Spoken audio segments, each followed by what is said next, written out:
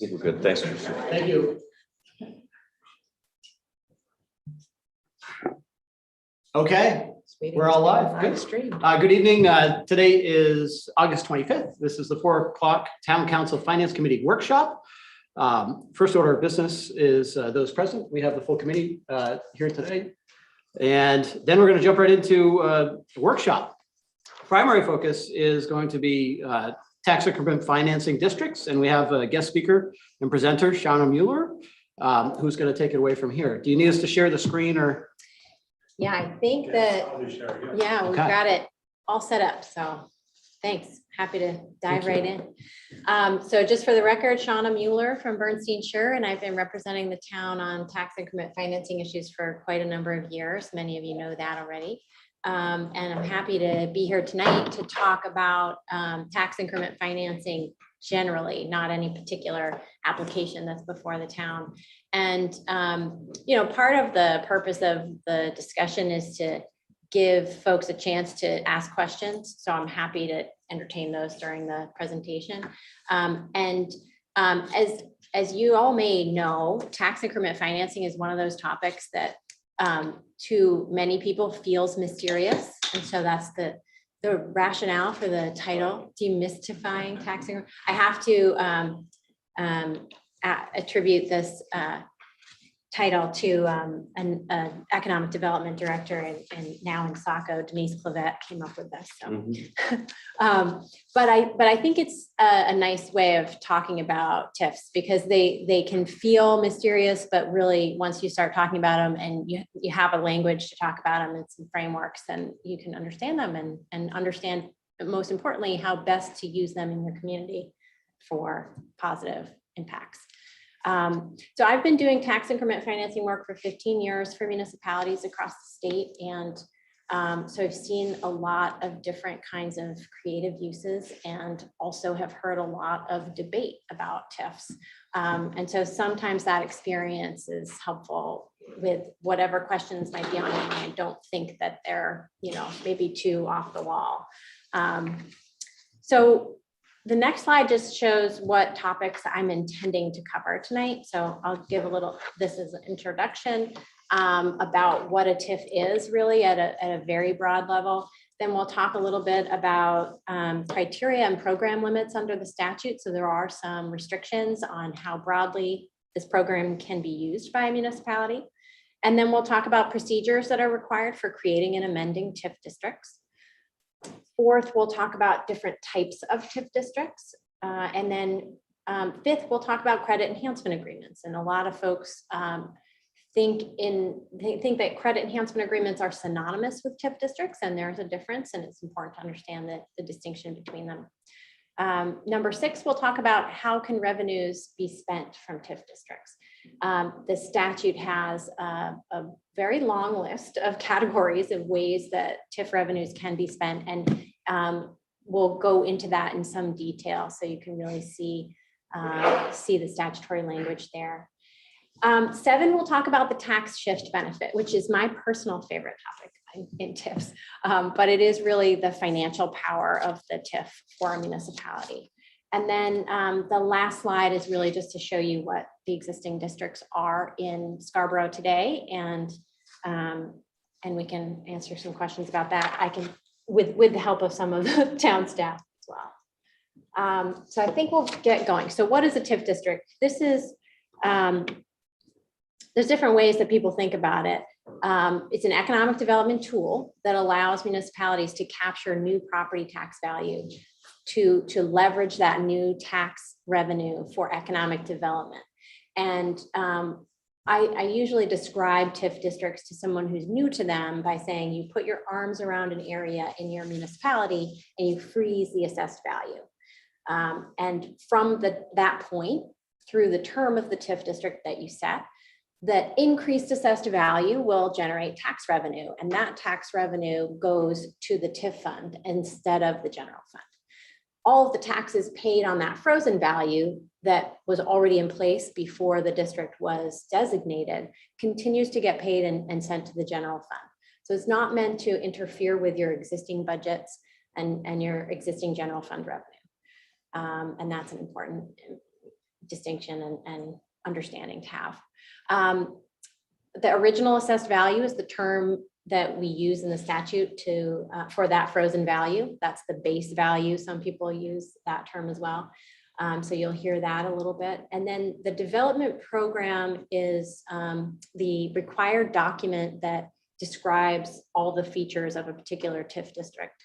In that document, we also have various statutory requirements that have to be included. But it's also meant to be a roadmap for the municipality. What's the purpose of this TIF district? Why did we put it in place? How long is it lasting? What's the captured value and various other aspects? I want to just note on the slide, you'll see in the second bullet where we talk about the geographic boundary of a TIF district, that you can have a district that's non-contiguous, and that can be surprising to folks, but it can create some opportunities to know that you could have a district that comprised of area over here, and it's a single district that can share revenues between the two. And the last introductory kind of concept on this slide is about the fact that there are actually two different programs for TIF districts in the state. One is what most people think of as the TIF program in the state, the Department of Economic and Community Development run program. And then there's also a special program for housing, for affordable housing projects. And the Maine State Housing Authority actually reviews and approves those TIF districts. And we can talk a little bit about the difference between those two in a little bit. This slide is just a graphical representation of what I described before. Some people like the graph better. As you can see, the base value of the project, or the original assessed value of the project or the TIF district, is $1 million in this example. The TIF district in this example is just, this is not a real district, just to be clear, but this is a 30-year term, which is the maximum term of any TIF district. And in this example, there's a $5 million project that's added. So there's new value in the amount of $5 million, and that the tax revenues paid on that $5 million go into the TIF fund and have some restrictions on what you can do with them, and they have to be focused and geared towards economic development. And then at the end of the TIF term, as you can see, the full $6 million of assessed value goes on to the general fund tax rolls and is treated as it would be without a TIF district. Yeah. Just a clarifying question. So let's say there's 5 million of new value. You don't have to capture or shelter all 5 million. You could have 2 million that's captured and 3 million that's not, right? That's right. Okay. Yes. One of the requirements in the development program for any district is you have to identify what percentage capture you're going to have for that district. So you can capture 50%. And in Scarborough, you've got a couple of situations like this where you've decided that you want to have some of that increased value available to the general fund and some of it not. And as we get farther into the presentation, we'll talk about the tax shift, but there is an impact there. You only get the tax shift benefit associated with the percentage that is captured in the TIF. So, but that's an important point. Yeah, just to add to that, for instance, I know this is general, so I don't want to dive, but I believe in the Downs district, we're sheltering 3%, right? I believe that's the number. 43, actually. 43, excuse me, 43. 40 for the agreement with the developer, and 3% is going into our TIF. Correct. Yep. Okay. Yeah. So the tax shift applies to the 43% only. Yeah, and just to, for the portion of the downtown TIF that is not subject to the Crossroads CEA, that is just being captured at 3%. Yeah. Okay.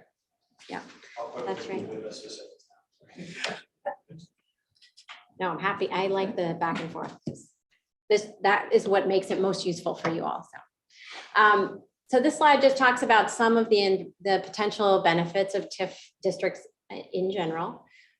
So they can certainly assist in achieving economic development goals in a comprehensive plan or other planning goals related document of a municipality. They can attract new investment and jobs and improving the local economy. And then they can be beneficial in completing significant infrastructure projects. Sometimes they can be those types of projects can be difficult to get approved in sort of outside of the TIF context. The TIF revenues can be a source of funds to kind of buy down what you would otherwise finance, but also create a dedicated source of revenue to pay debt service on bonds, perhaps. So that's another potential benefit. And then the tax shift benefit, which I will talk about a little later, but that's another important feature of TIF districts and potential benefits. So the next category is criteria and program limits. I won't spend too much time on this, but in order to get a TIF district approved through the state statutory requirements process, at least 25% of a TIF district needs to satisfy one of those conditions. It either needs to be blighted, in need of rehabilitation, redevelopment, or conservation, or it needs to be suitable for commercial or arts district uses. So for the most part, property is suitable for commercial uses. That's where we often are falling, but that's the full requirement there. And then there are caps. So no more than 2% of the town's acreage can be in a single district. No more than 5% of the town's acreage can be in all your districts combined. There are exceptions. So your downtown TIF is not part of that calculation, which is helpful because a lot of communities have really large downtown districts. And when you set a downtown district, it's already developed. So the value cap is also part of those exceptions for the downtown and transit oriented districts. And the value cap is about the original assessed value of all districts in your municipality cannot be more than 5% of your valuation in your municipality as of the most recent April 1st. In most communities, no one's ever gets near there, but in downtown districts, as you can imagine, the original assessed value is pretty high compared to a lot of other districts where you're usually putting them in place before developments come in. So that was helpful to have that exception for downtown TIF districts. And then there's a 30-year term limit on TIF districts as well.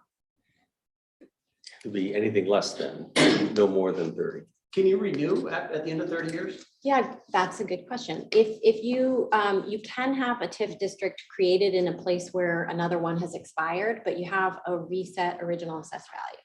Okay. And we've done that in lots of places where, for whatever reason, when the original TIF district was put in place, the value didn't generate at that time. And then, in order to get a full 30 years of capture, you might choose to put that original district to bed, start a new one at that new date, at that new OAV. But if no developments happened, it may be the same value, original assessed value. Just to follow, so people might preemptively renew it. That's not necessarily at the end of 30 years. They might look at it after 7 years and say, hey, let's renew this because it hasn't gone anywhere. Yes, you could. You could terminate it early is what you would technically do, and then designate a new district starting at that time on the same property or similar property, whatever is appropriate or advantageous. But yeah, that's a good question. So the procedure for creating and amending TIF districts requires a public notice of a public hearing to be published in the newspaper. Public hearing has to be held by the legislative body, and then the legislative body has to take an affirmative vote on the designation of the TIF district and adoption of the development program for that TIF district. Following that vote, the state level authority that's appropriate, depending on the district, has to review the application for statutory compliance, and then they issue an approval letter. They do not review for whether it's a good idea or a bad idea. They're strictly, their authority is strictly for statutory compliance. So most of what they focus on is, do the projects that the town intends to undertake with development program and TIF revenues meet the statutory requirements? And that's where they mostly focus on in that review. So the statutory process for adoption is shockingly swift. We've chosen, I think for good reason, to add quite a bit of additional process in workshops and frankly, multiple readings on some occasions. So I think that it has made sense to make sure the council is up to speed and the public is there with you as well in terms of before the vote's taken. Are there annual reporting requirements outside of what the assessor might submit?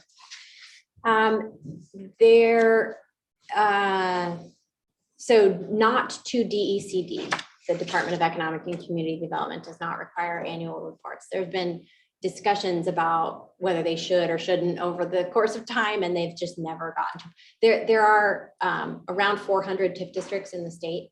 It would be a pretty monumental task for someone to accept and review all of those, and they haven't ever been able to kind of come up with that. I do think it's important to, and I know Scarborough does this, but you've got budgeting robust processes to identify the ways in which your TIF revenues are spent each year and to make sure that they're done in accordance with the development program parameters. You mentioned that the assessor files the tax commitment every year, and in that commitment form to the state, there is an amount that has to be reported for all the TIF districts combined, and there's a lot of work that goes into getting that one number. That number is what drives the tax shift benefit that I'll talk about in a little bit, and I know many of you understand a little bit already.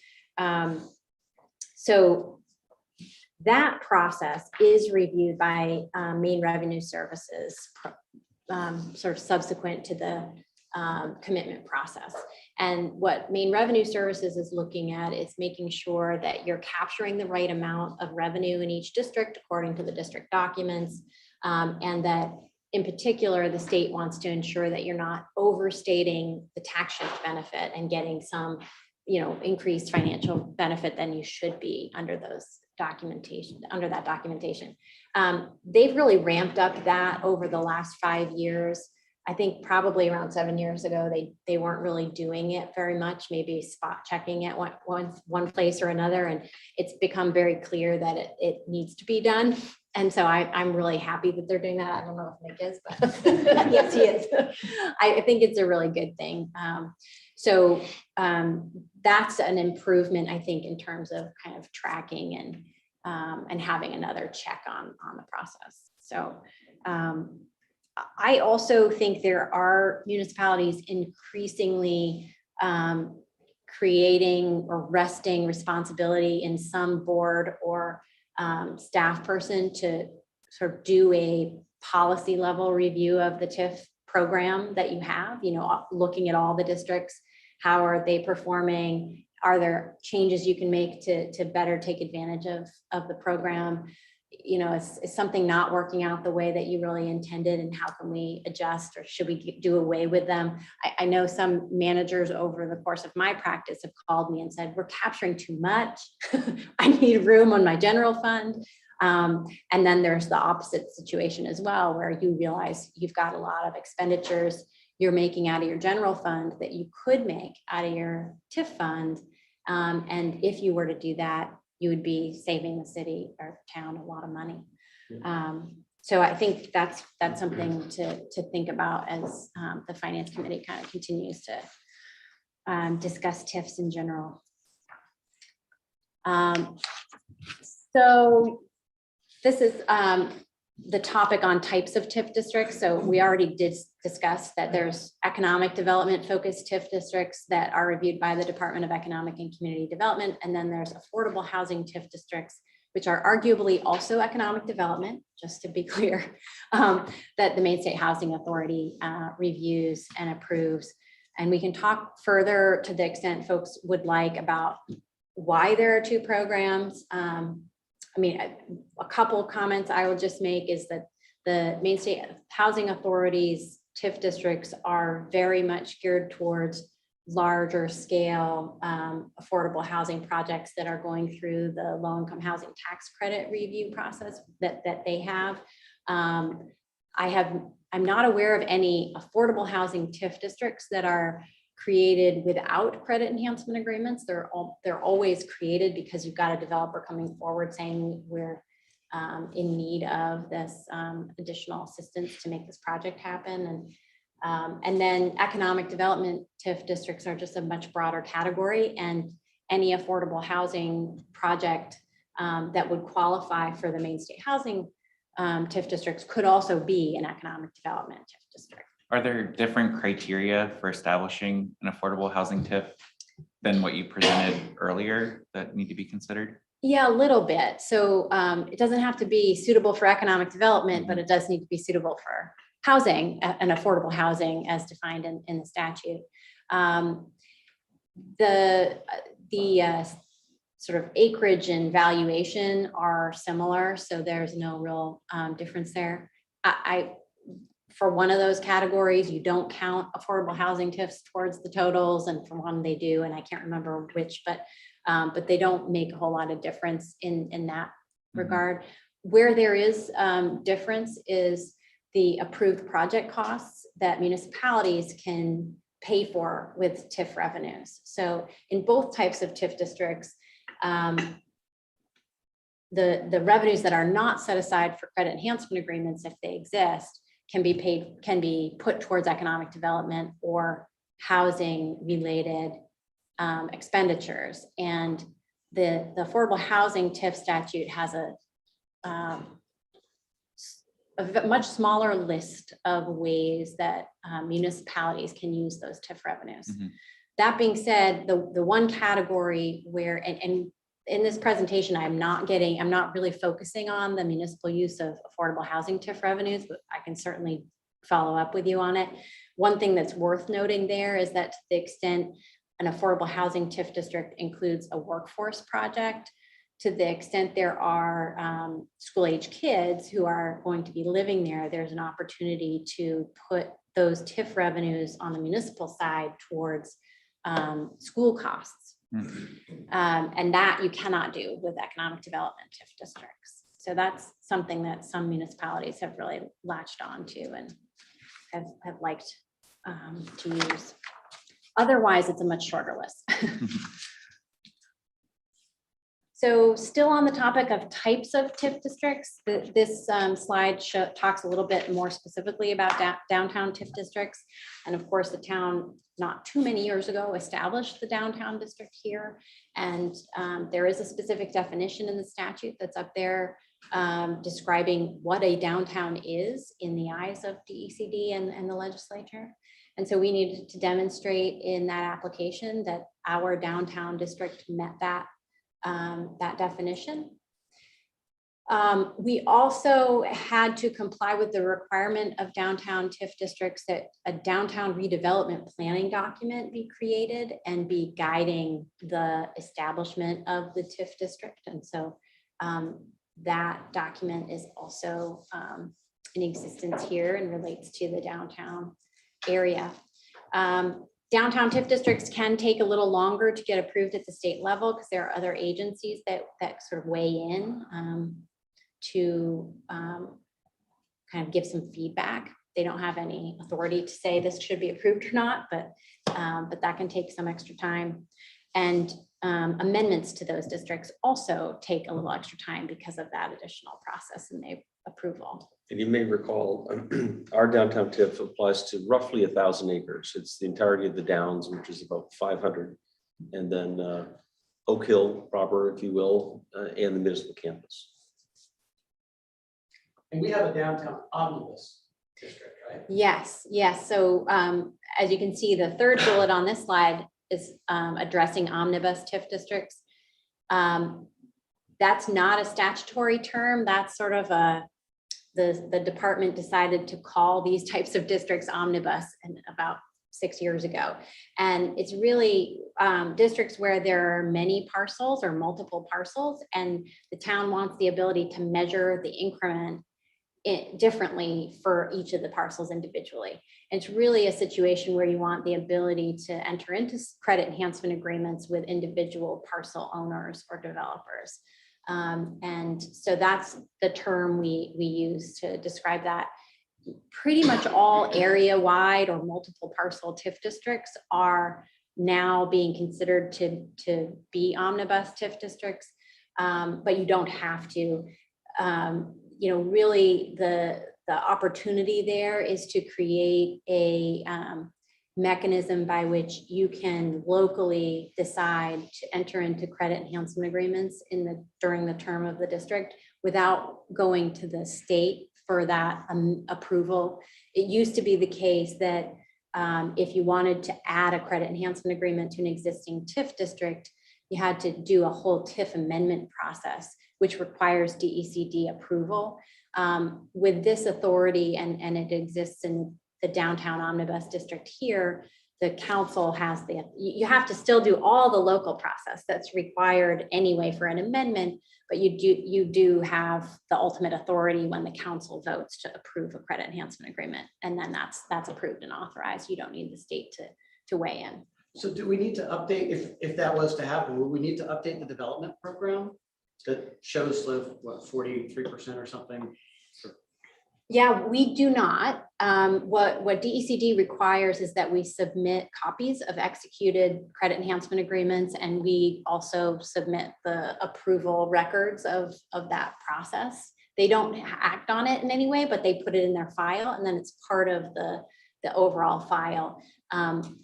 We don't have to update the development program itself to say, oh, by the way, there's this other CEA now, and but it does in the development program state that future credit enhancement agreements may be approved under certain circumstances and given this process. And so then. However, if we choose to expand beyond 3%, and that does require a formal amendment to the development program, because they need to check, are they qualified uses, so on and so forth. Just as an aside, one of the challenges administering the downtown TIF, and thankfully Ruth and Nick and with Shauna's assistance, keep in mind the Downs was a single lot of 500 acres. They are carving it up, as we speak. They're subdividing it, and so one of the challenges is that single lot is going to be hundreds of lots at some point. Probably already is, for all I know. So that just adds a layer of complication to kind of track that, and we do have that level of detail, lot by lot, in terms of value, and that's really important. For any number of reasons, not the least of which the Downs team is very interested in kind of tracking that over time as well. So we've, I think, worked out a pretty good system to follow that going forward. But back to your question about it, it was a point of discussion with DECD to ensure that this omnibus process would work, because the town is choosing to only capture 3% on its own. So oftentimes with omnibus districts, they're 100% capture, and then the council later decides we're going to enter into credit enhancement agreement for 50% of this lot, or whatever the agreement might be. In this case, we did get explicit permission to enter into CEAs in the future that would actually have the effect of increasing the capture percentage on those particular parcels. So it is a good catch there that there's a nuance. What makes it tricky for Maine Revenue Services to then audit? Yes. It's doable, but it's. Yeah. They're getting really good. They're starting to really understand this stuff. But of course, no two districts are alike, so it must be a challenge if there's 400 of all shapes and sizes. Yes. Is there a readily available place for some of the bigger towns in southern Maine to look at their downtown districts and what they're shielding or capturing? We're capturing 3%. Is there a way we could pull Westboro? I mean, certainly it's a matter of public record, correct? Short of going to their website and searching for a downtown. Yeah, I think towns are very, they vary in terms of Correct. how easily they make that stuff accessible. And it is all public records. DECD would certainly send those things to you, but there is no central repository. Just to see what I'm just interested in comparative wise. Yeah. I thought there was a spot on DECD's website that listed all of They the list downtown them. districts, Yes. but not yes. the capture rate. Well, it won't tell you, it won't give you the development programs and give you all the details, but there is a list of them, all 400 active districts in an Excel file that they do make. So that's a good point, because that'll give you a head start if you're doing research, and that's happened with me too. This was the end of my research. Yeah, I asked a decent question, but I'm not going beyond that. Well, I think you can find out by municipality. He's gonna do But I haven't done some of it. Total, how much they're capturing. Sure. And how much is That's right. they have for TIF districts, but to break it out between the different TIF districts, that's not readily available that I've seen. Yeah, and actually those numbers are taken from the projections that those municipalities filed with their original applications. So it's not actual captured value. So it's a, you know, as you know, today, it's hard to say what happens in 30 years, but we're all required as part of the applications to do those projections and put actual numbers in a table. So, okay. So transit-oriented TIF districts, we haven't talked about. They were added to the statute in, I think, 2013 as an acknowledgement that transit and economic development are really interspersed and linked. And so what that designation provides is if you can satisfy the requirements of being along a transit corridor or in a transit area and you designate a district in that location, you can have access to operating costs, some limited amount of operating costs on newer expanded transit services. And so more and more municipalities are expanding their transit services, and this is something to be aware of.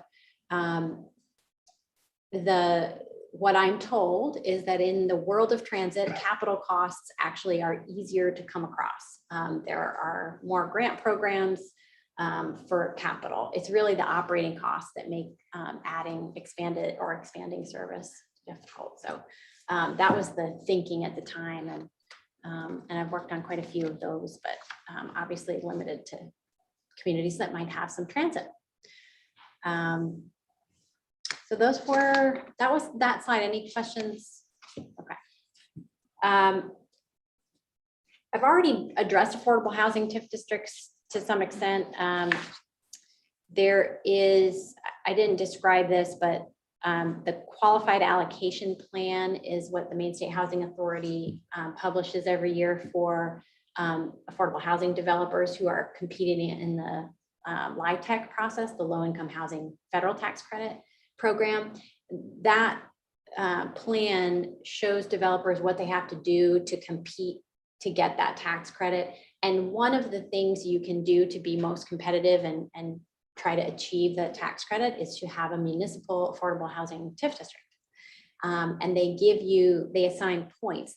The whole process for LIHTC is based on achieving a certain level of points, and Maine State Housing Authority based on how much tax credit it has available in allocation.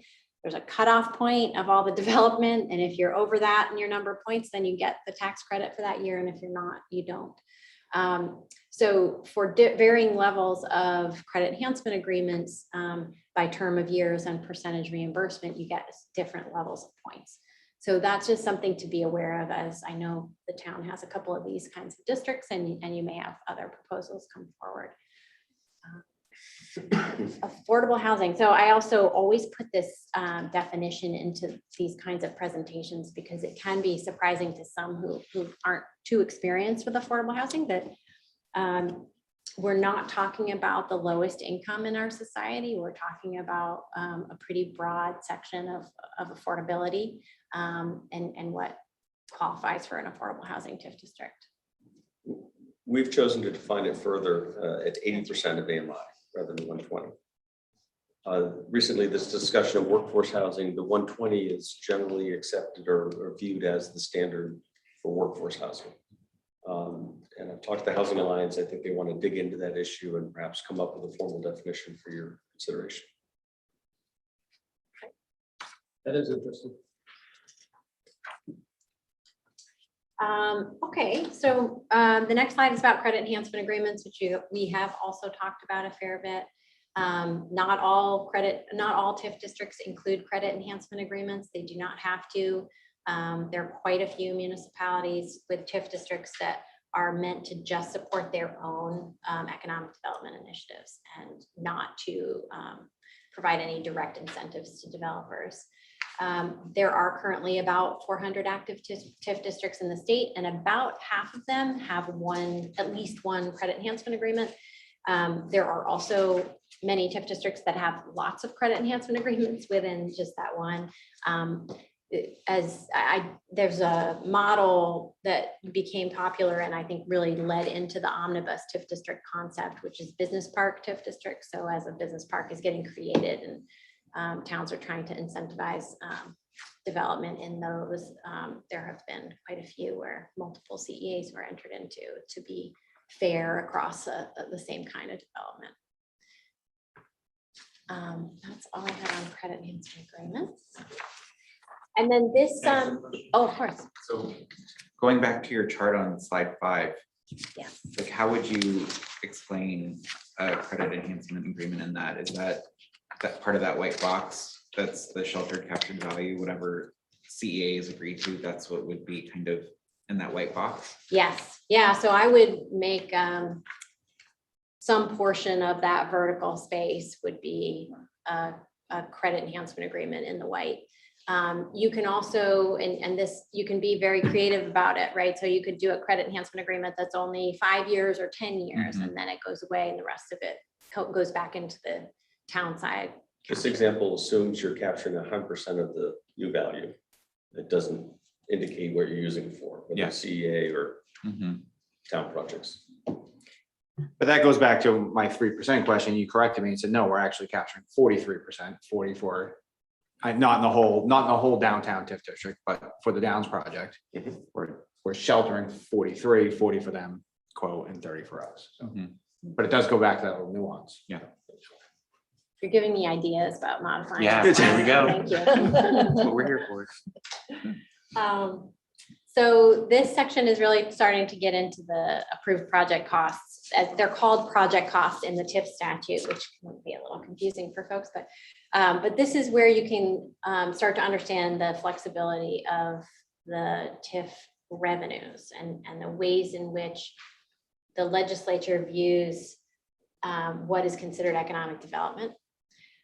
So there are 3 categories, and this can help just conceptually. The tier 1 projects are those projects that are located inside the TIF district. And those are the easiest to get qualified under the TIF statute. And so capital costs inside of a district, road improvements if roads are in them. Credit enhancement agreements falls into this category because it's capital investment in infrastructure inside the TIF district. Tier 2 are projects that are located outside the TIF district, but are directly related to, or made necessary by the TIF district's development. And so in this case, if a district is located in one area outside of town, but there needs to be some infrastructure built to lead to that facility, that kind of infrastructure can qualify under tier 2. And then there's other examples which we'll get into in the next couple of slides.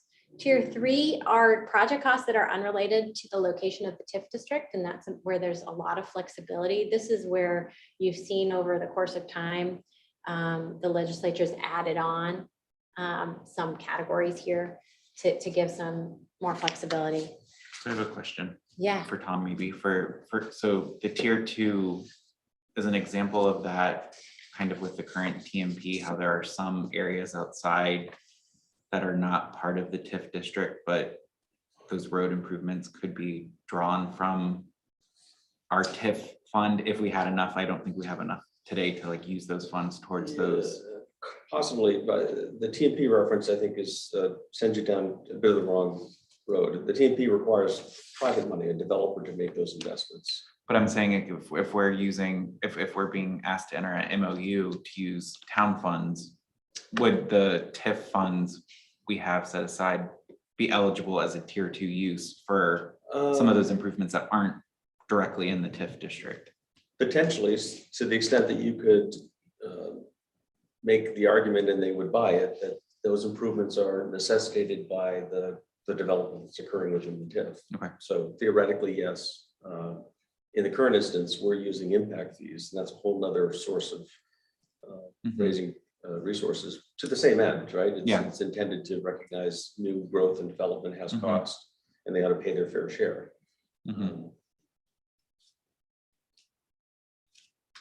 My memory is that the downtown TIF district currently doesn't have a very long list of project costs in it. I mean, recognizing and acknowledging that there's 3%. And yeah, there's essentially 2 qualified uses at this point in support of economic development, Setco expense arguably, and then traffic improvements. And that's not terribly well defined, but it would be improvements within the district. And I should just back up to clarify, the presentation has addressed statutory authorization for project costs, but in order to get that authorization, you need to have those project costs outlined in your development program first. Okay, so I wanted to just give some, a little bit of a deeper discussion about each of those three categories so that you can see these are actually the subsections of the statute in the tier 1 category. So it's capital costs, like I said, located in the district, financing costs associated with capital costs, so debt service or cost of financing of various kinds, and then real property assembly costs and professional services costs, all those sort of costs that go along with a capital project and or go along with the actual TIF district can be paid for with TIF revenues out of this tier 1. I've never seen relocation costs used, but to the extent a development requires somebody to be relocated, those costs can also be used or paid for with TIF revenues, and then administrative costs associated with the particular district itself. Yes. What's a real property assembly cost? I don't know that we have. I don't know if there's a specific. There's not a definition in the statute. I have assumed what it means is that if you are putting, if the municipality is using funds to prep property for some different use than it was previously used for, so some site work or acquisition related costs, maybe some subdivision related costs to the extent that exists. That's the kind of thing that I think goes there. And I know,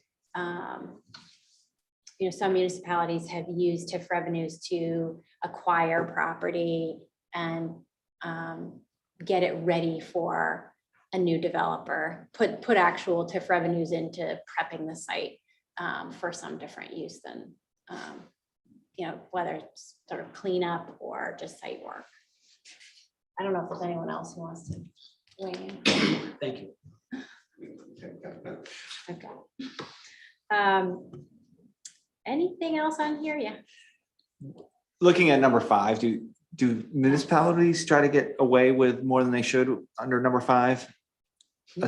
Right? I mean, is it an opportunity to roll something into your operating budget that is funded by, I'm not suggesting we're doing it because I know we're not, but I feel like number 5 is like an open door to, have you witnessed any of that? And yeah, so this category is often thought of in the same context as a tier 3 cost, which is economic development programs and sort of any economic development staff and departmental costs can fall under that category. This one's really more meant to be administrative costs associated with this district.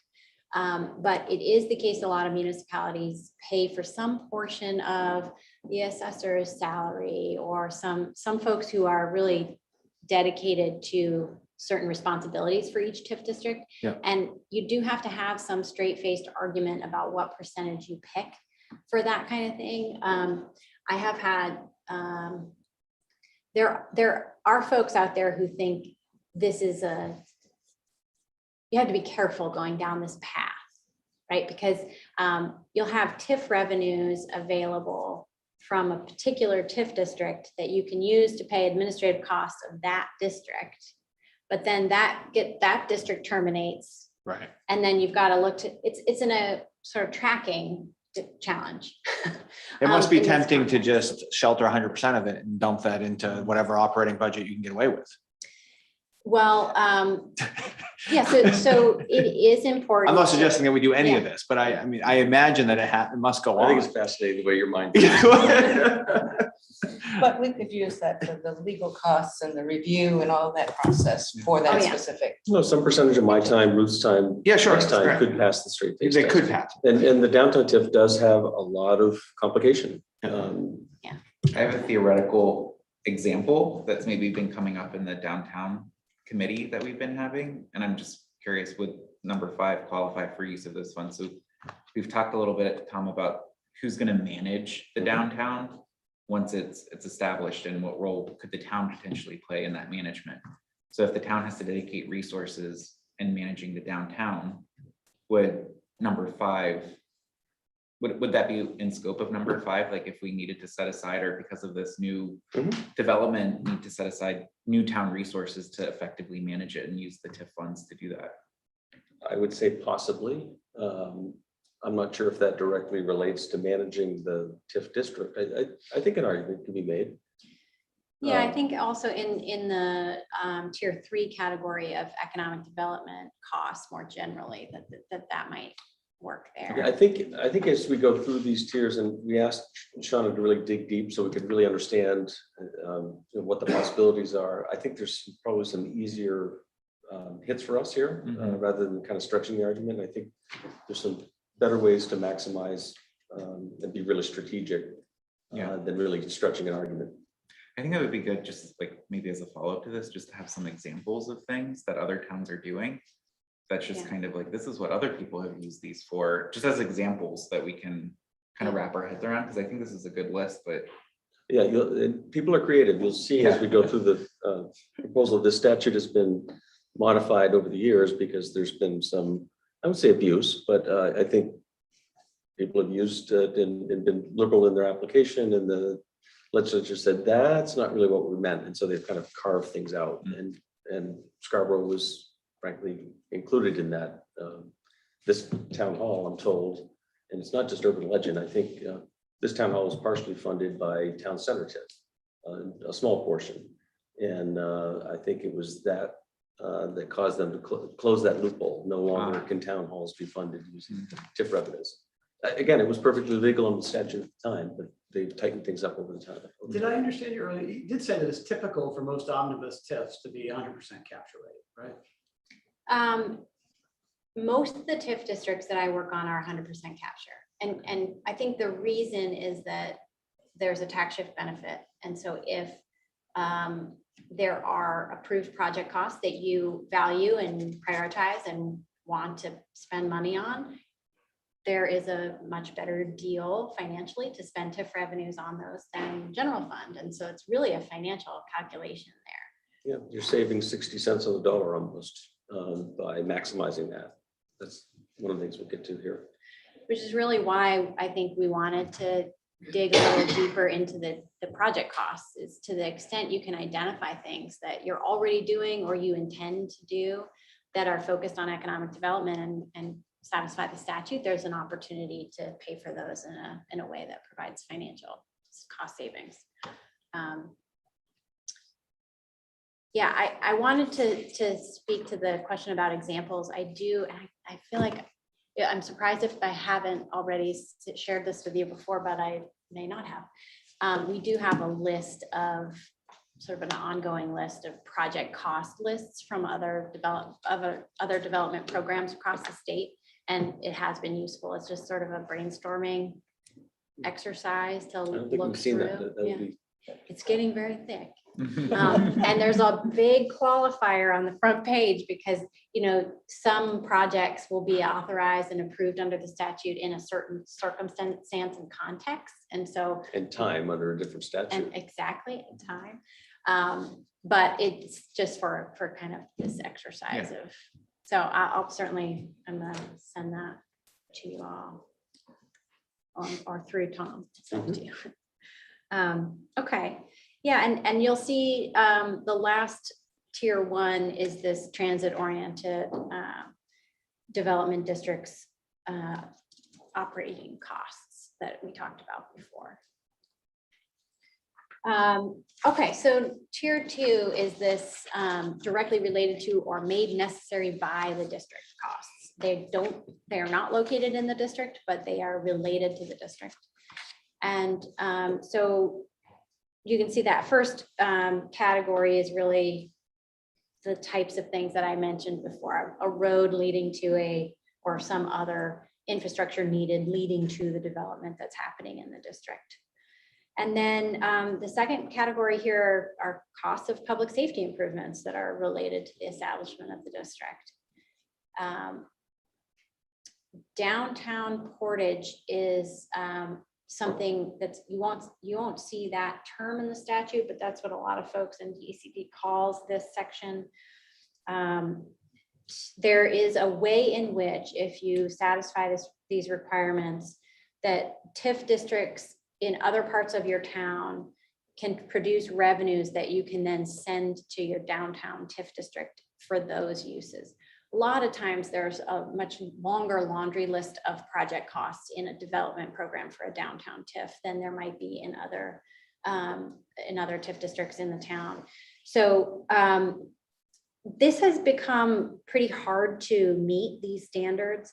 You have to demonstrate that there's some adverse impact on the town of the development or the district that is sending the revenues, and that somehow that adverse effect is mitigated by sending TIF revenues to the downtown development program. And talk about the change in sort of interpretation and process at DECD. It used to be the case that they never asked for that justification. And so it was sort of just understood. Of course, if your downtown has the center of your community's interactions and there's a development over here, then it's drawing some economic activity somewhere else. And so you could just sort of in general state that there's an automatic adverse impact on the downtown. DECD doesn't take that position any longer, and they say you need to identify a specific adverse effect of that development or that TIF district. And that becomes hard to do. Municipalities are very reticent to identify negative aspects of development in a TIF district that they're voting to I approve. think that the city of Augusta used this argument, and probably rightfully so. If you can think of all the retail development that's happened, I think it's on 27 closest to the Civic Center and around the Civic Center. That really pulled whatever retail was existing in their downtown out there, and it stayed out there. So I think they did make that argument successfully, that there was an adverse impact to their downtown by promoting that retail development out of the downtown. Yeah, and South Portland, more closer, has the same dynamic where the mall area. I'm not sure if they can make that argument anymore. So, yeah, they made it successfully a while ago. So you have to have 100% capture in the downtown district or the outside? In the district? downtown district. So if that one's maxed out, then you can tap them. Exactly. Yeah. You have to be using as much as you can from that district. And, I don't know if this is why, but I also think that in downtown districts, many of them, unlike Scarborough, are mostly already developed. And so it's hard to generate increment. So this created an opportunity to find some increments that could be used in a downtown. So if we could prove that the downtown district, assuming we were where we were supposed to be with it, was affecting a road like Gorham Road or whatever negatively, and it wasn't in that district to begin with, or it had an adverse effect because all of the traffic that was generated by, would they be able to do something in that way to help fund the reconstruction of that road, for example, or any road in the town that might be adversely affected by the number of housing units that are now there, or the school, even more school facilities? So it's there has to be an adverse effect of the district that's sending funds to the downtown. So I don't know. Is Yeah, the that answer is an no. example? I think to do that, you would simply redraw your TIF boundaries to include Those areas. the area that you'd like to fund. And once it's inside the district, it's a lot easier to qualify. Right. I mean, if it's already in a downtown district, if the project you want to do is already in a downtown district and it's in your project list, then the portage might work there. but you still have to make this connection between the adverse effect being mitigated by that portage. So kind of a specific item, but worth being aware of. Okay, so tier 3, this is the sort of catch-all category. And the first item in the list is the economic development programs or events for funding the marketing of the municipality as a business or our location. So in our prior conversation, this is where the economic development departmental costs or whatever that looks like in your community. So to the extent your town manager has those responsibilities, some prorated portion of the costs of that department or salary. Shauna made a reference earlier, and tasked myself and staff to think about things we're already spending money on that could be qualified. So arguably the entire cost of SEDCO is, we're bearing that in the operating budget, general fund budget. Some portion or all of that cost arguably could be covered through this TIF, through any number of TIFs. Yes, yes. And just to remind you all, these categories in tier 3 can be funded by any TIF district in any amount. So this is where the greatest flexibility is. We'll have to look back at the approvals, but I think in most cases, economic development was included and already approved. We just haven't actually tapped into it because we haven't been able to fund the other things sufficiently, frankly. The second category is environmental improvement projects. So they have to be related to some kind of commercial impact or commercial use, which is often not that difficult to find a connection to. But this is a category that, some communities end up having pretty significant environmental projects they have to deal with, and TIFs have been a really important way of funding those. So urban impaired stream costs, there's lots of different kinds of examples.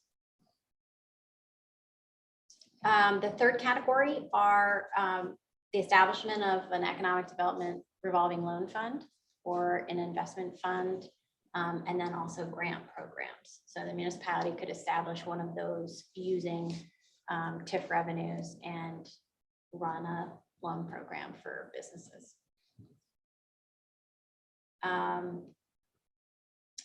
Number 4, services and equipment to provide skills development and training. So really this is not meant to be for public education, or it really is meant to be jobs created or retained in the municipality focused. And so the statute and the legislature added some specific language to try to restrict it. It was starting to get a little bit loose a number of years ago, and DECD put in some language to really make sure that this is focused on job training. So some of the implementation of this I've seen is, you have a big employer who wants to do some job training programs, and you can help them accomplish that with some TIF revenues. And you may have some other programs, some other sort of specific job training programs that are leading to employment focused on employers that you already have in your municipality. And then childcare and adult care facilities. That's another one that surprises folks, but the legislature did acknowledge in putting this in the statute that childcare and adult care also are really necessary so that people can go to work. So to the extent the town wants to fund a child care facility or an adult care facility, TIF revenues are possible to use for that. This one surprised me, really caught my eye as well, because we have a line around town hall when it's time to register for before care or after care. And there's just not enough capacity. Yeah. So that would qualify even if it's the municipality that's.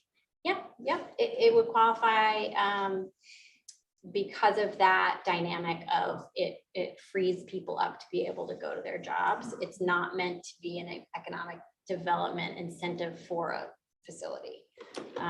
So it can be either a municipal run or a private. These capital costs, does it include operating?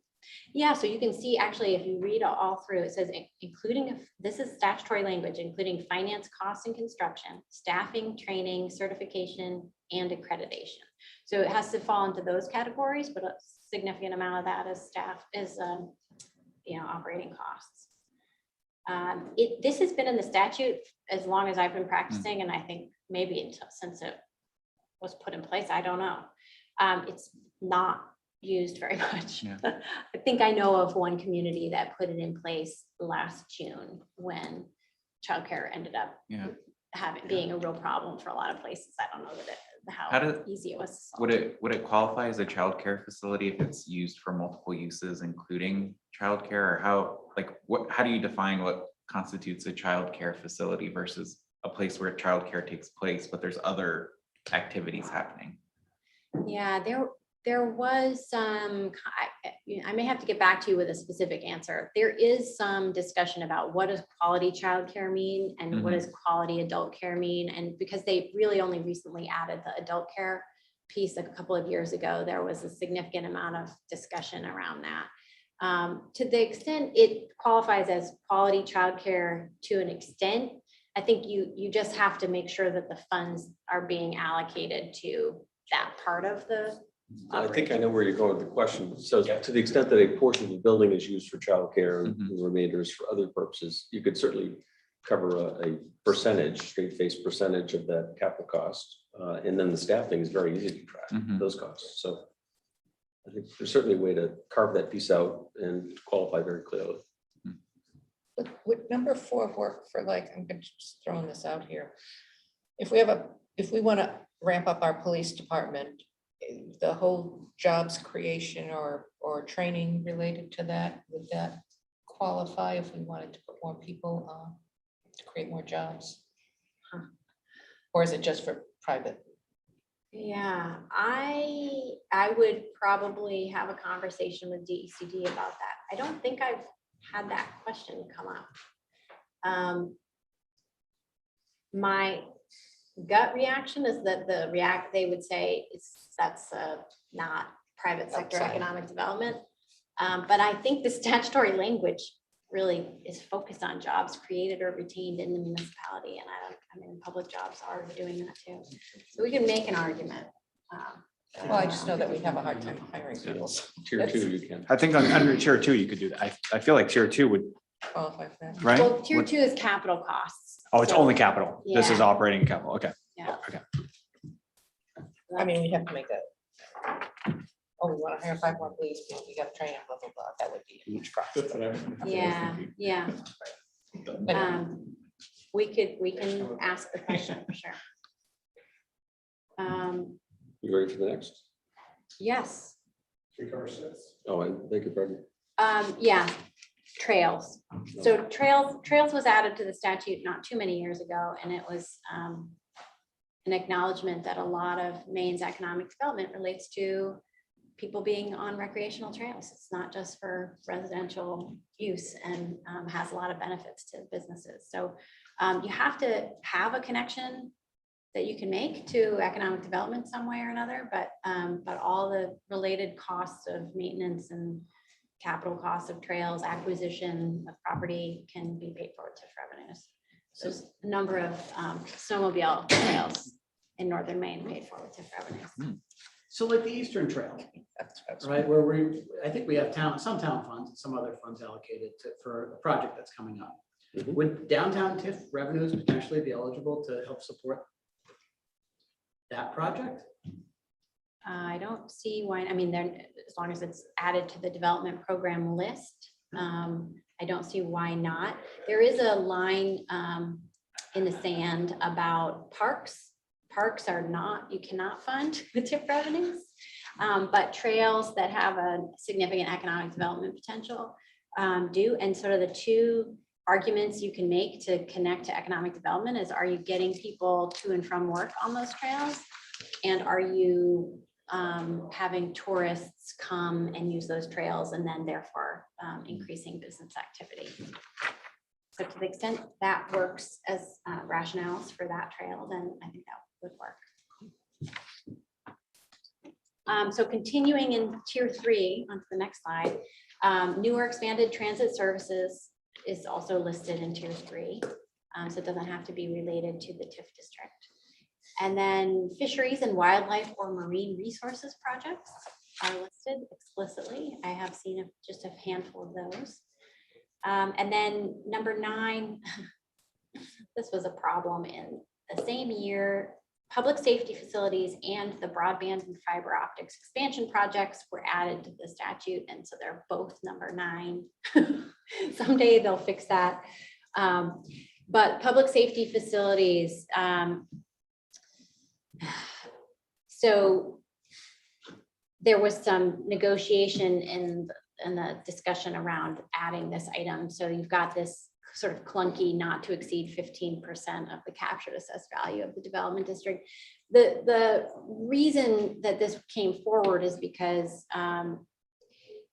public safety facilities previously you needed to be able to demonstrate the new public safety facility related to development that TIF districts generated. So you needed to add to your public safety facility because you have X number of people working in this facility. And so it ended up really limiting what TIF revenues could be put towards public safety facilities. And some municipalities were not happy about that and came forward with this idea to really expand it and say, you know, just if in general, it's economic development is creating the need for this new capital project. And so then there was this negotiated limit. So we can certainly talk about that further. It's only a couple, was it 2020? It might've been 2019. It was very recent. It was 2019.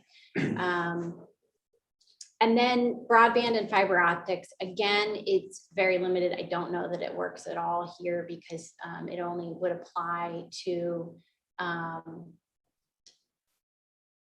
let me back up. Broadband and fiber optic expansion projects are capital projects and infrastructure. So they could qualify under tier 1 or tier 2 already. The trouble with some of the more rural areas in the state is that in order to qualify as economic development, it needed to be a project going through an economic development center.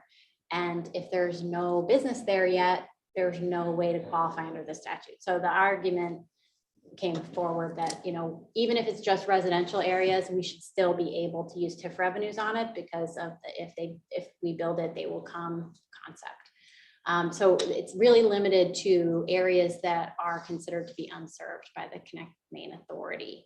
And I assume that's, you don't have that kind of area in Scarborough. Right. Okay, so that gets through. Yes, go ahead.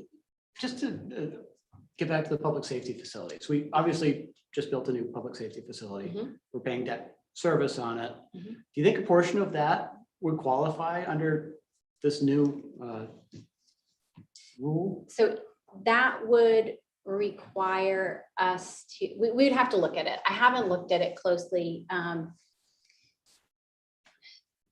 It's not typical, right, to request a project be authorized that relates to something you built already, and it's debt service costs. Obviously, you haven't paid yet.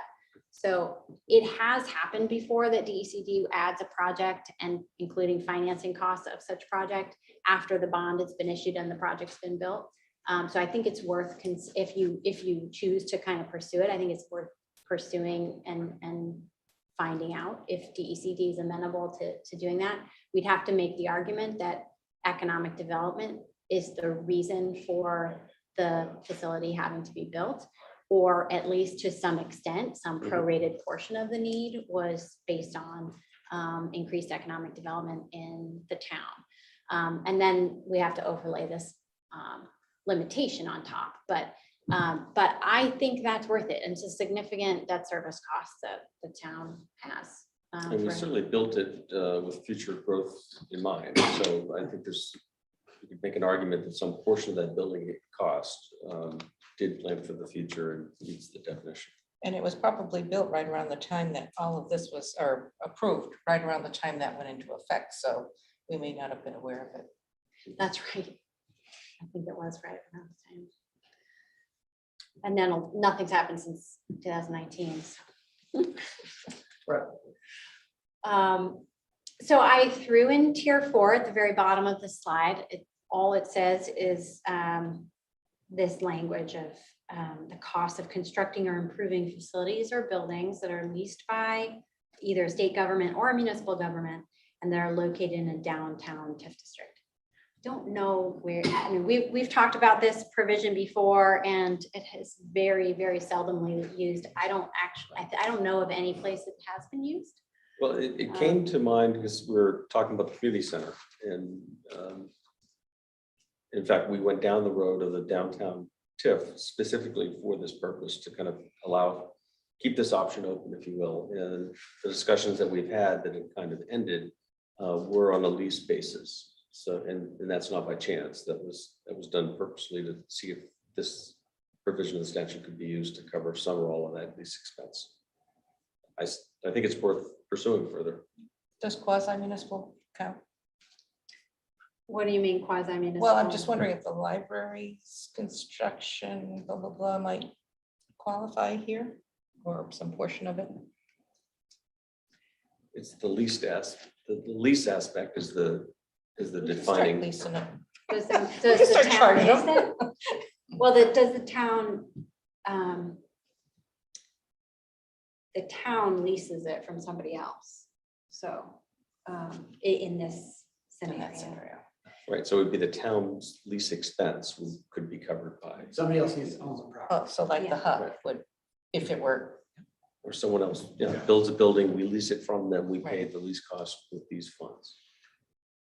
Yeah, it's an interesting item in the statute because it doesn't make mention of economic development, except the concept being whoever owns the building is generating some Right. income on it. And so you'll see the next slide. Shauna, just before we leave yes. that, as I recall, you went so far as to get a comfort.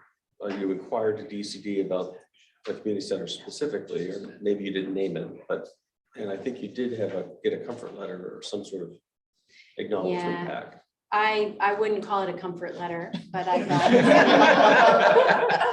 But I did. Potatoes, I have say some- potato.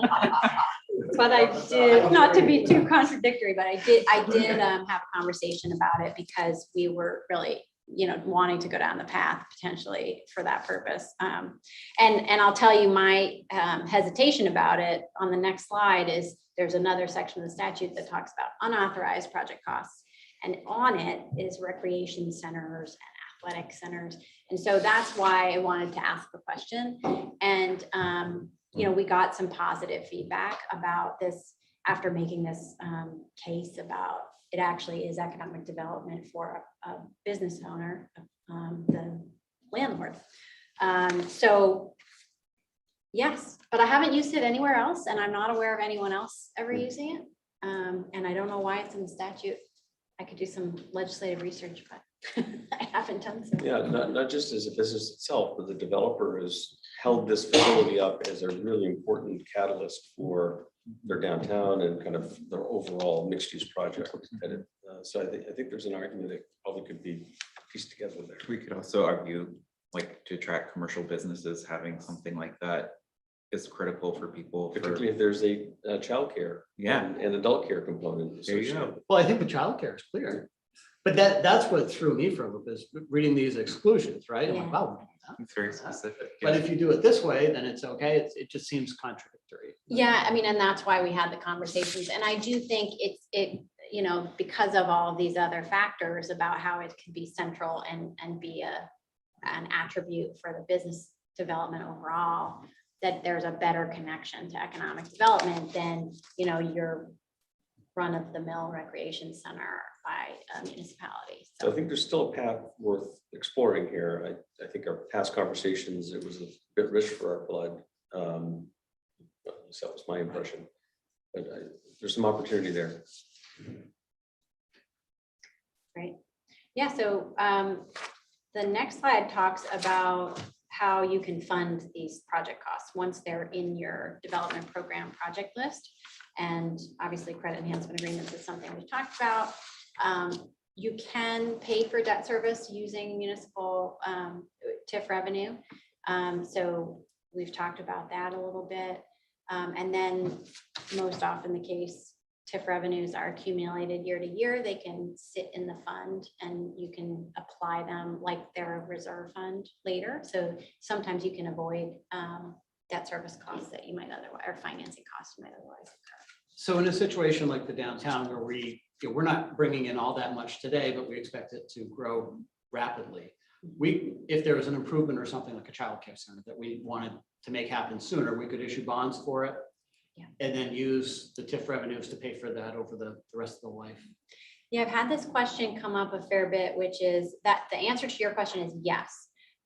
The question that is a little more specific that's worth us fleshing out a bit is that for the most part, in that scenario, the municipality is still issuing a general obligation bond, and you just are in your budget process applying TIF revenues to make those debt service payments in the future, but you're not required to do it that way by the bond Right. documents. We're pledging the full faith and taxing credit and authority of the town to meet that debt obligation. Yeah. But from an accounting point of view and a practical point of view, we could use TIF proceeds to cover that annual cost. There's a way to do it the other way. You know, you could just have the security for the bond be the TIF revenues. You just need a lender to be comfortable with that. Your rate goes up, And I it's, suspect. yeah. And I don't know that you'd find somebody who, it depends upon the TIF itself. And That was my comment about the rate. I'm sure if it's backed by TIF revenue, the uncertainty is a lot higher. So yeah, Yeah, and to do so, one of the challenges of these is DCP requires us to do a financial projection of how this is going to perform over as many as 30 years. And also then life happens, experience happens. And so, before we make an obligation like that, multi-million-dollar obligation, we want to make really sure we've got a strong sense of what the potential of the performance is going to be. So the expectations are met.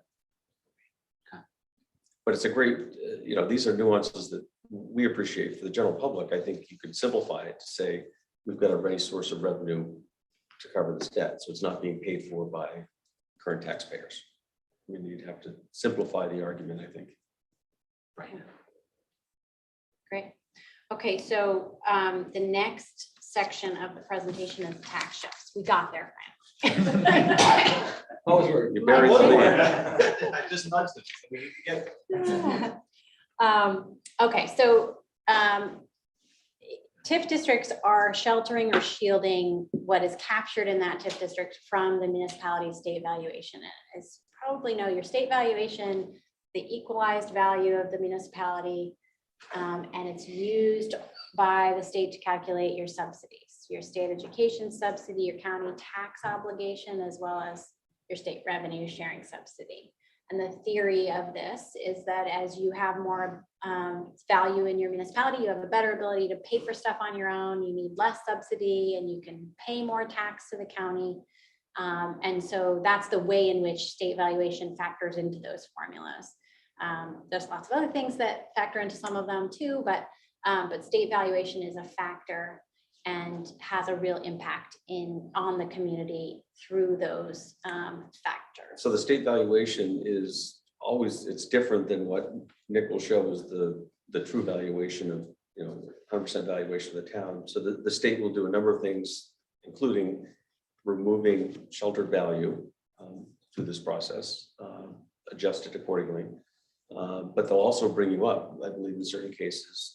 So a community that has chosen not to reval and their values are at, 70% of market, the state will actually bring theirs up to equalize it across. So the theory is that everyone is kind of getting their fair share of subsidy under that approach. It's not perfect for sure. So just to go back to the easy example, are we currently sheltering 43% of the increased capture value or 100% by virtue of just creating the TIF district? 43% for the Crossroads project Right. area and It 3% applies to this right here. So Yeah. we're only getting a 43% tax shift. For half of it, and then 3% for the rest of it. Yeah, right. So let's get out of downs for a second. Yeah. Yay, we're out of downs. So the other 500 acres, Mhm. we're only sheltering 3%. That's correct. Yeah.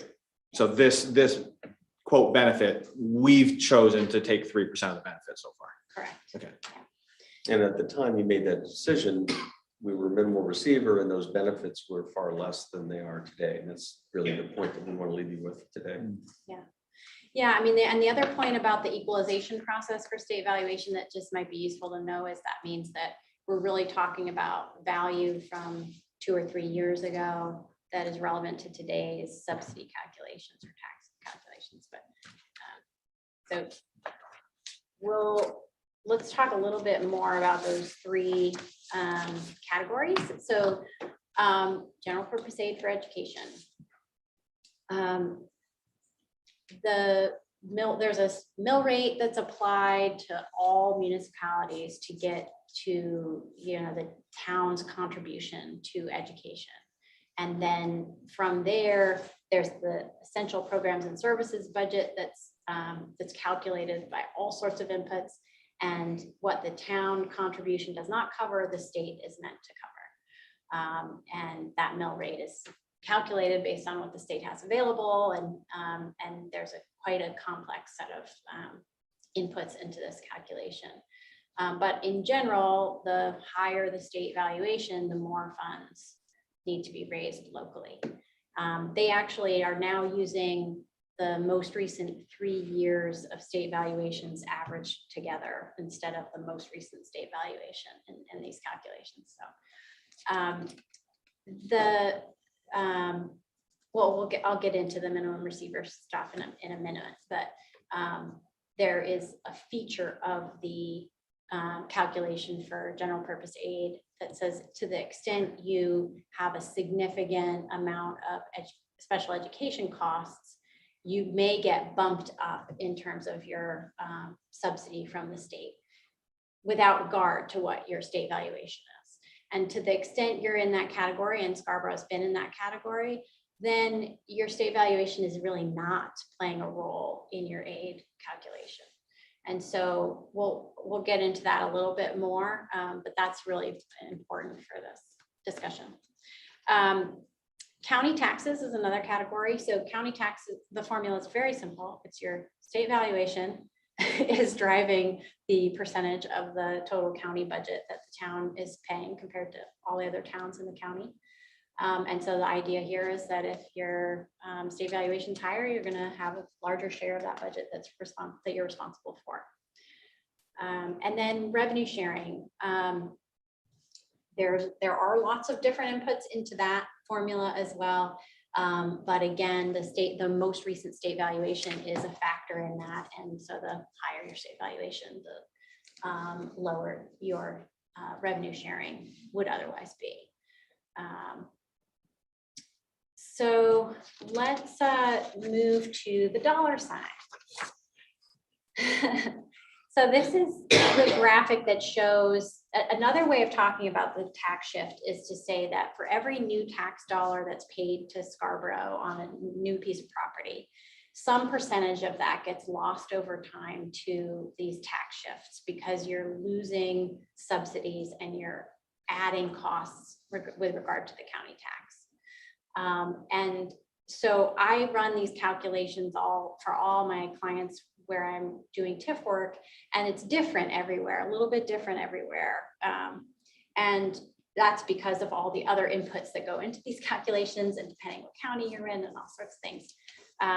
But in Scarborough, this is the calculation done on the most recently available data. And what it says is that in Scarborough, for uncaptured new tax revenue, the town loses almost 60%, 57.6% to these tax shifts over time. And the benefit of capturing the TIF revenue is that you have the full dollar. You don't lose that 57.6 cents. And the trade-off is that you can only use that dollar on the approved project costs in your development program. This is the most recently available data. This is showing Scarborough is not a minimum receiver with respect to special education costs. And in years past, when I've run this for Scarborough, it's looked different. And so I just, on the next slide, show the tax shift impact of new tax revenue when the town is considered to be a minimum receiver. And it's really a totally different economic incentive to do TIFs in this town. And so I think maybe it's worth, if you have some insight into the minimum receiver status at all, that might be helpful to share. Maybe we don't. I don't have any great insight. I believe it certainly has something to do with the state's funding at 55%.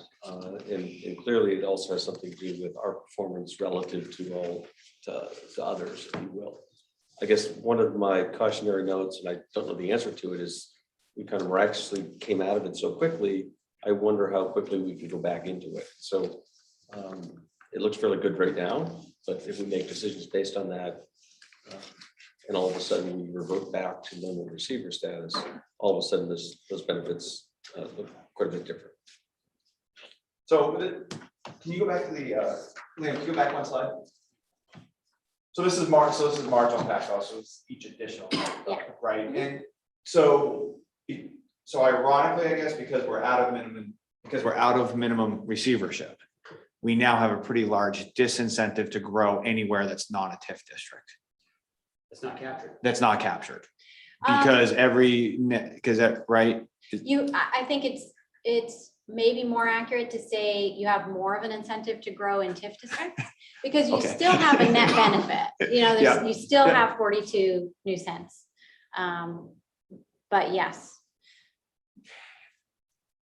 And there's no such thing as a stupid question. So help me with the state aid to education. So each additional dollar of tax revenue that we're bringing in, we're not getting 48.9% of that anymore because we're not the minimum receivership. that's right. And so it takes a couple of years for you to feel that. Yeah. But yeah, you'll get the full dollar and then you'll experience reduced subsidy in a few years because of it. So this is really almost like, I don't want to get confusing, but this is almost as if we would be working our way back to minimum receivership, so to speak. Because you said we're not going to feel it, but we would in the reduced cost of our subsidy. Did I say that right? Or I'll retract the question. Question retracted. I was good up until then, so we're good. No, Yeah. Well, the state subsidies, like for schools, it's a mill rate. It's just like our tax Yeah. rate, right? So it's 7.1 or 2, somewhere around there.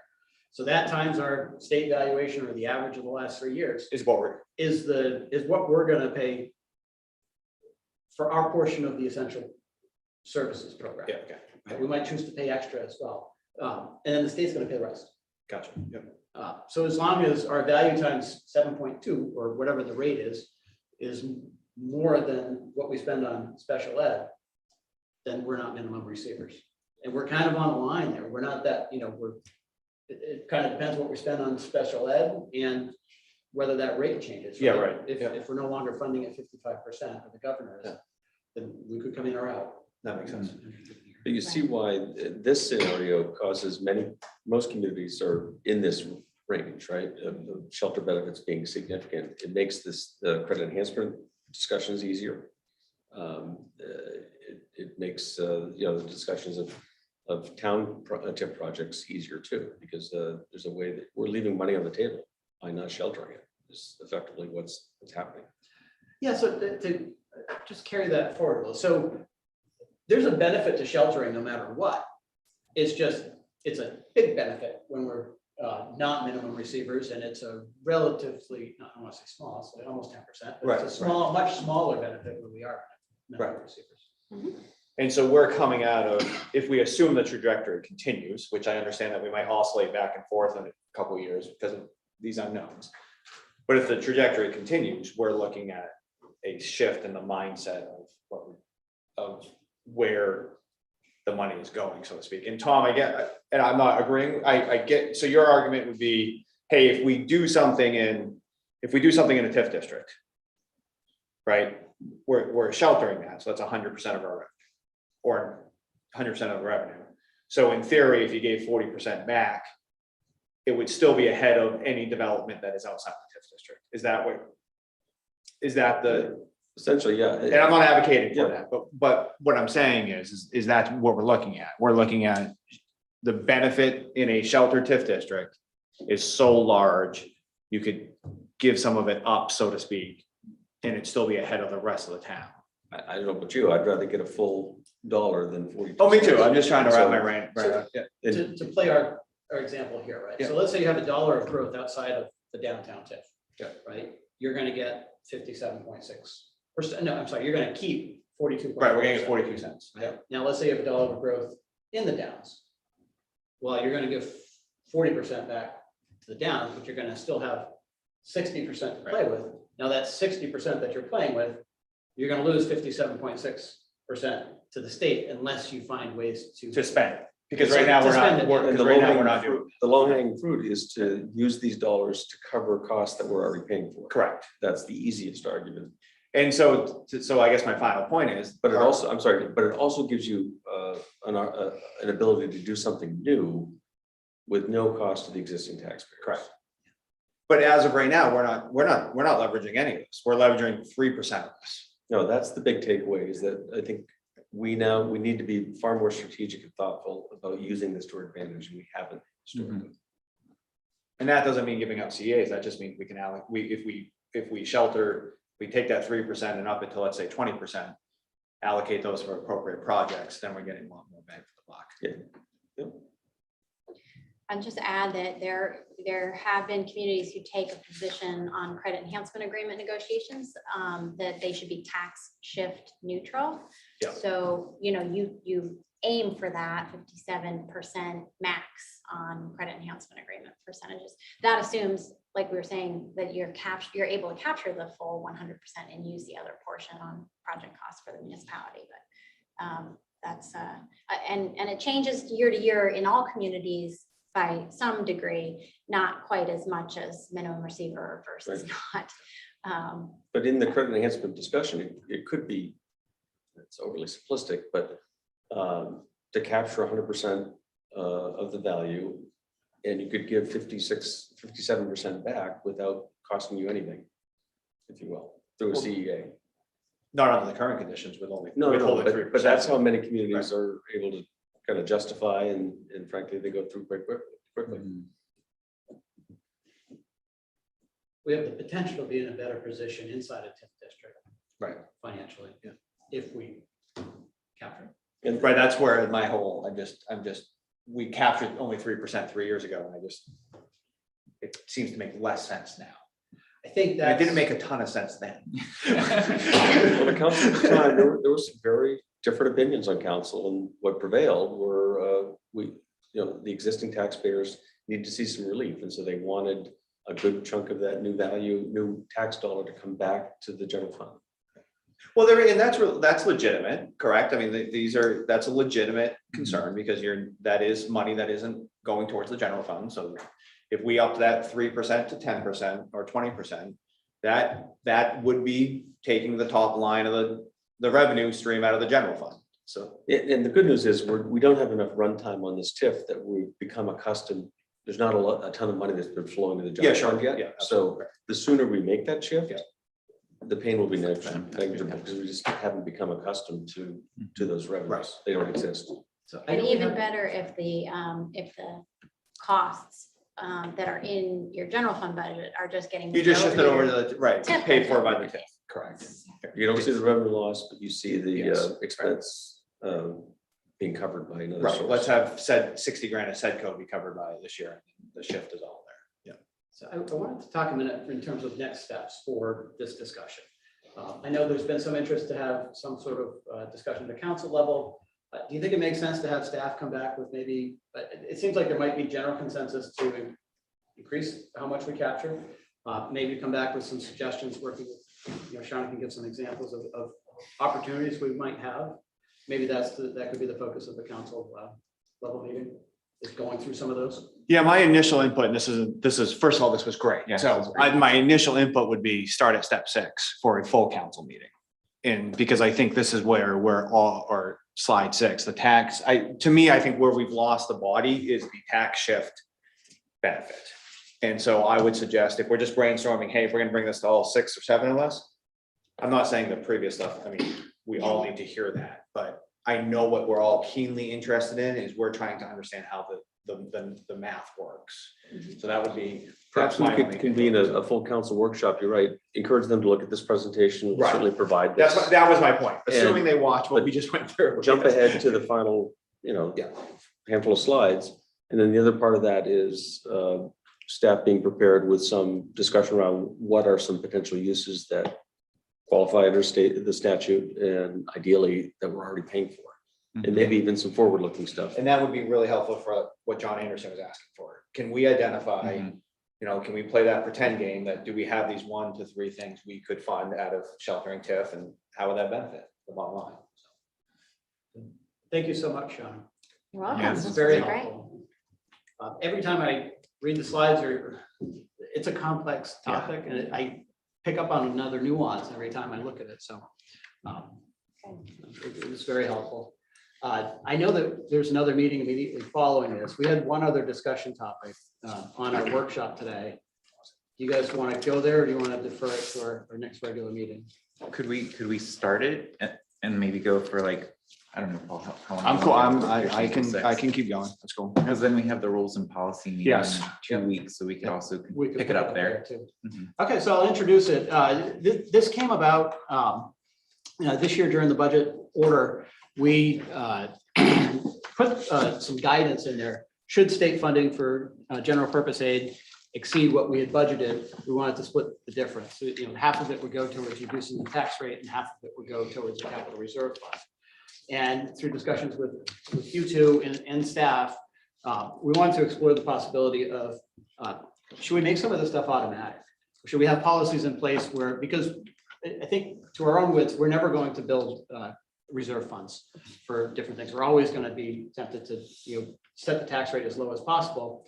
When there can be some real benefit to stabilizing the tax rate if you do start to fund some of these things.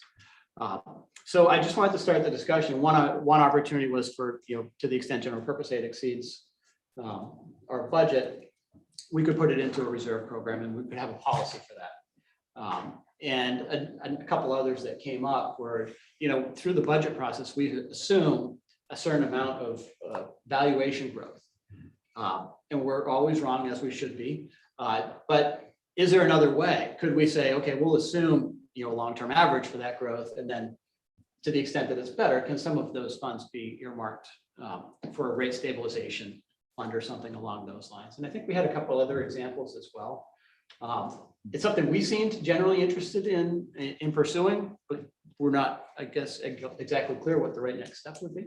Mhm. So that's my direction. Yeah, I think you nailed it. I mean, the only other one I might add is excise tax. I don't know if that would make sense, but I think we have three of the big unknowns are valuation, right? Excise tax, and what was the other one we're talking about? Oh, general purpose aid. Revenue sharing. Yeah, revenue sharing. So to me, if we could do some sort of policy that just triggers, in the event that it's an underestimation, then half goes to the taxpayer and half goes to a rate stabilization fund, then I think that'd be good policy. I feel like if you look at what happened this year, our valuation came in, Nick, was it $35 million more or 28 million? So a little less than 30 million, or that moved the needle, right? And we had this discussion privately, like, should we consider putting some of that in that, but that was already after the budget process, right? And I think if we had the opportunity to jump back in time, we would have given a little less to the taxpayer if we had a reserve fund. When I say less, I mean,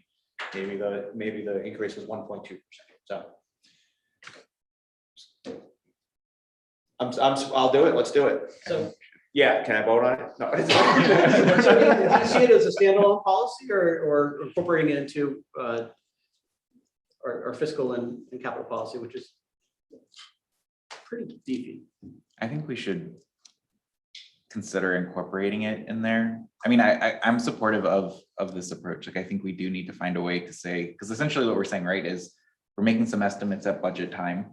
So long as those estimates are within a certain threshold, we should be able to do other things with those monies that we end up getting. I don't know if it needs to be in that fiscal policy or a separate one, but I do think we need some general guidance that we could say, when situations like this happen, what can we do with that money? And where do we want to put it? Where do we want to allocate it?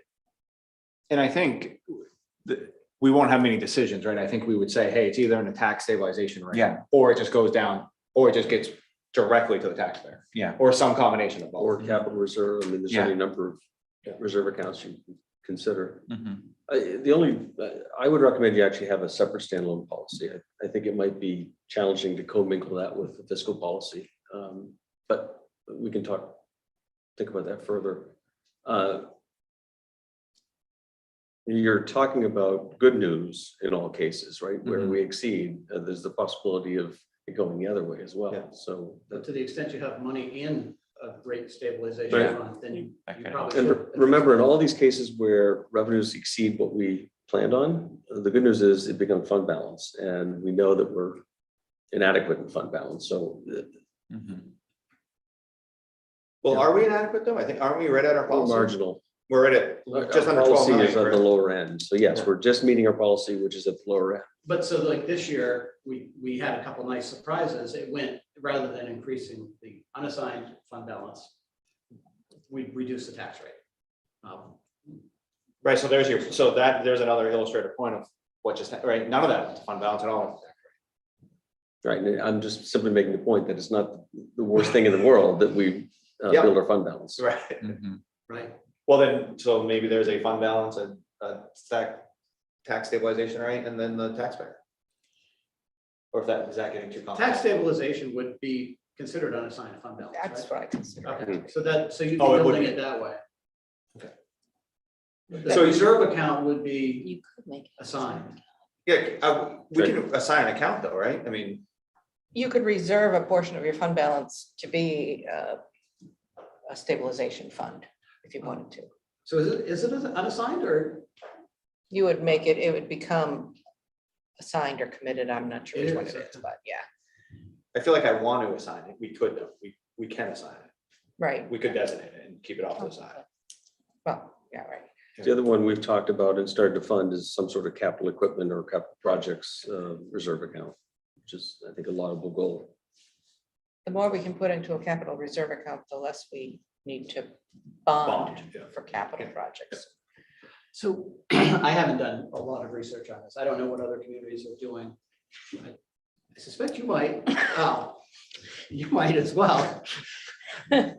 Any suggestions on where we might start? I can honestly look in South Portland, it is public information. If you look at their reserve funds, they have built up their reserves. It takes a long time. My thoughts, I think Ruth would agree, and probably Tom, but correct me if I'm wrong, is get your fund balance, your unassigned fund balance first, where you want that to be. And then you can say, okay, let's start moving the money into a tax rate stabilization reserve.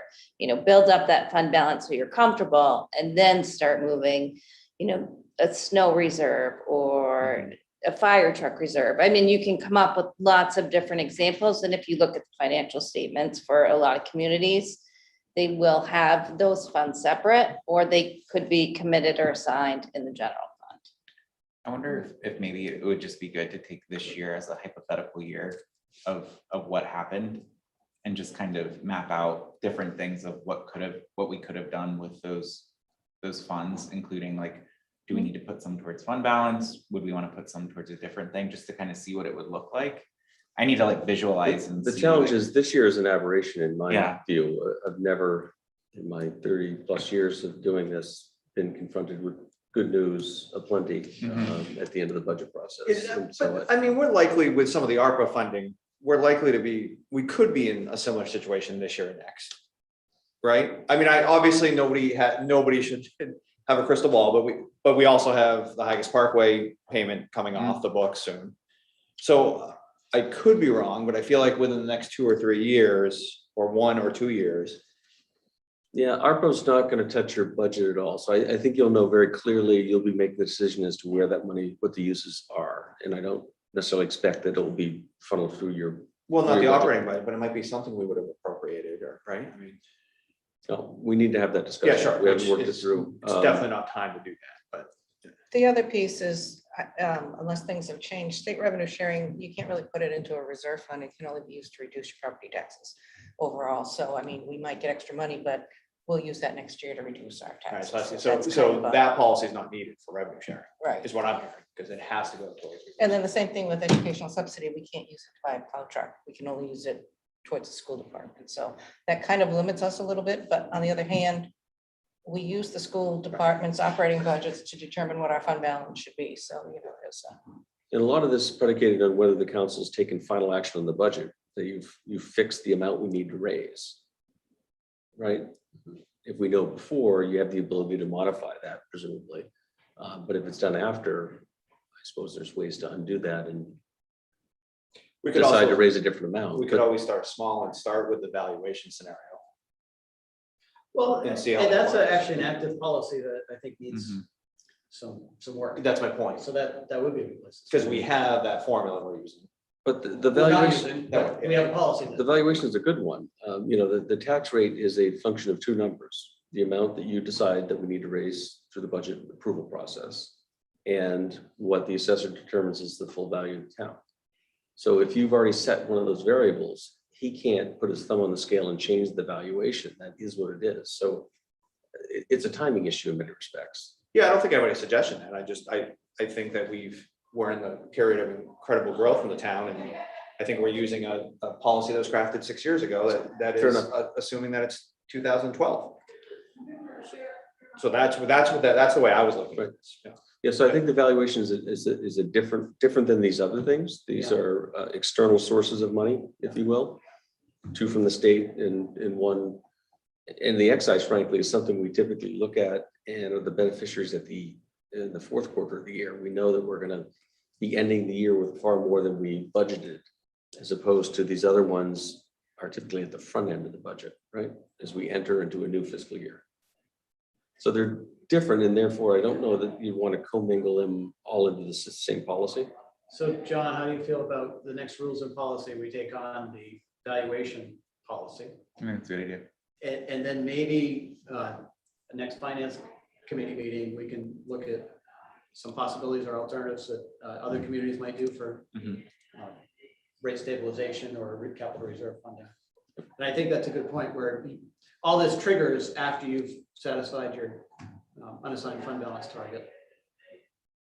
And we did receive, when we had our bond ratings, that was one of their criticisms, was that our fund balance wasn't high The enough. single best thing we can do, the simplest, is to raise the bar on ourselves, to say our minimum standard for fund balance should be, higher than 8.33. It should be 10 or 12 or 15 and work toward meeting that goal. But we don't have a way to fund balance.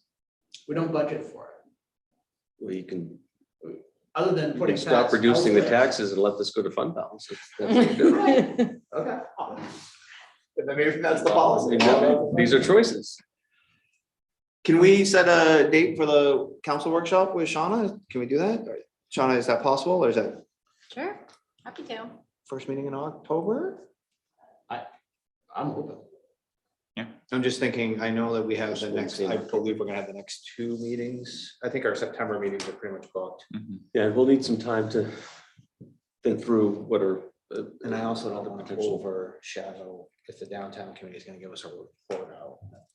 So that would be the 6th, I think, the first council meeting. Yeah. Okay.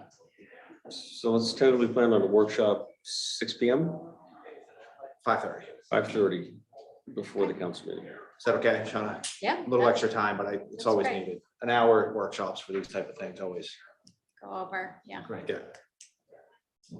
Good. Okay. Oh, is that too early? Do you think we should do the downtown? I think if we did it on the 20th. Can we bump Shauna on the 20th? Mhm. Yeah, can we bump that to the 20th? We just have a downtown committee. I want them to have, if they're ready, I want them to have. Yep, that's fine with me. All right, great. So let's do this October 20th, October 20th. 5:30. Yep. Perfect. That's all we have, and I know everybody's going to another meeting now, so Mhm. do I have a motion to adjourn? So moved. Second.